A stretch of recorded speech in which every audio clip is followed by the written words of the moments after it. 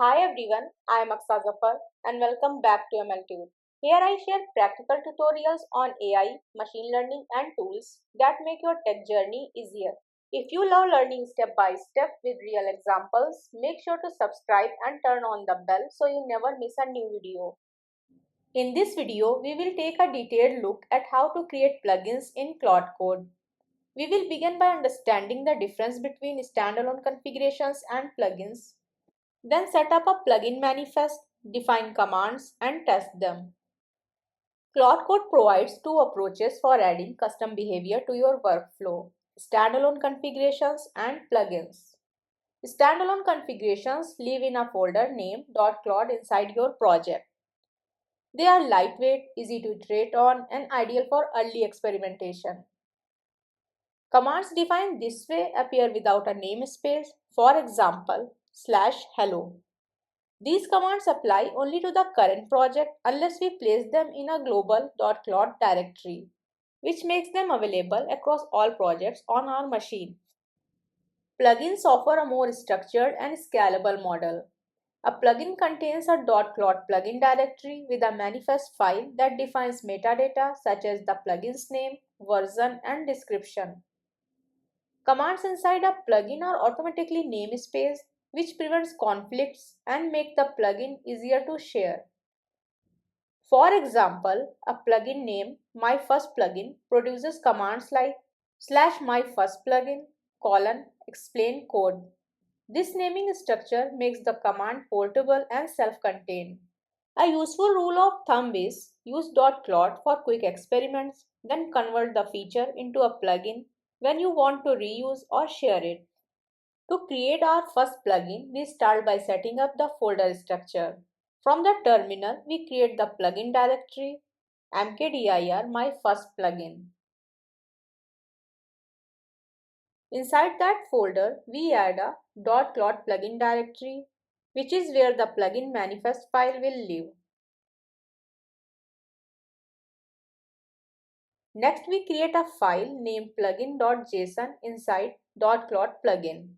This manifest defines the core details of the plugin, including the plugin's name, its version number, a short description, and optional author information.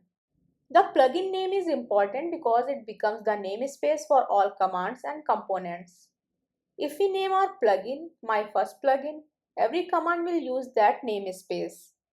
Only plugin.json should be placed inside .claude plugin.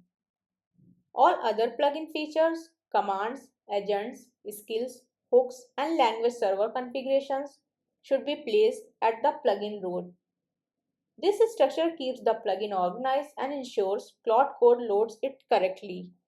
Next, we open the My First Plugin folder in VS Code and add the basic JSON structure for plugin.json.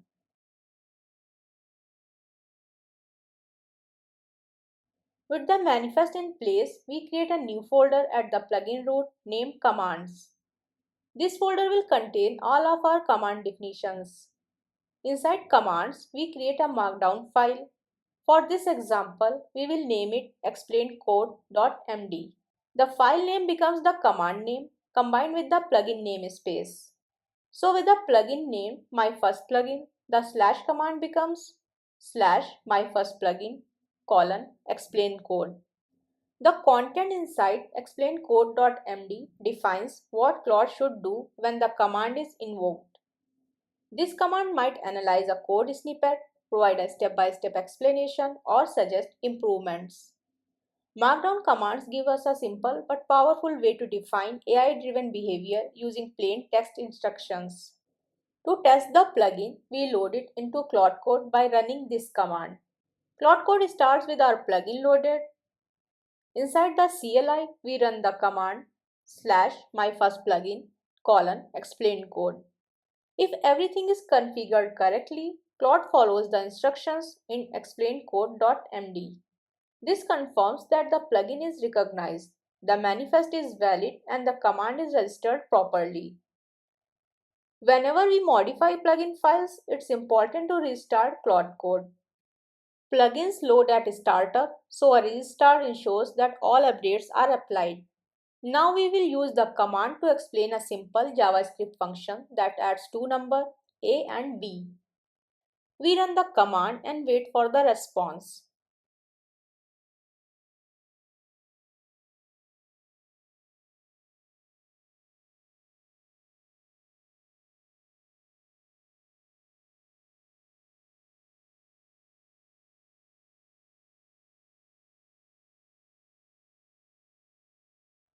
Claude returns a clear, detailed explanation along with potential issues and suggested improvements for the snippet. A fully featured Claude plugin can do far more than respond to slash commands. At the plugin root, we can include additional folders, each enabling more advanced capabilities.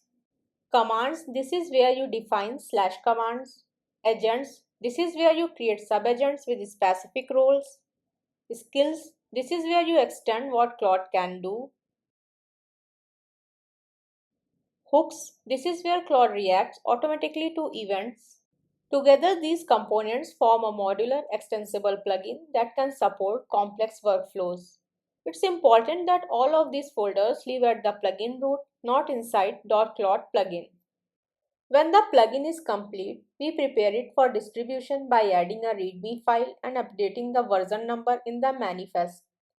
From there, the plugin can be shared manually or published on a plugin marketplace. Other developers can install it with a single command, making it easy to incorporate the features we have built into their own workflows. If you found this video helpful, don't forget to like, share, and subscribe to MLTube for more AI and machine learning tutorials.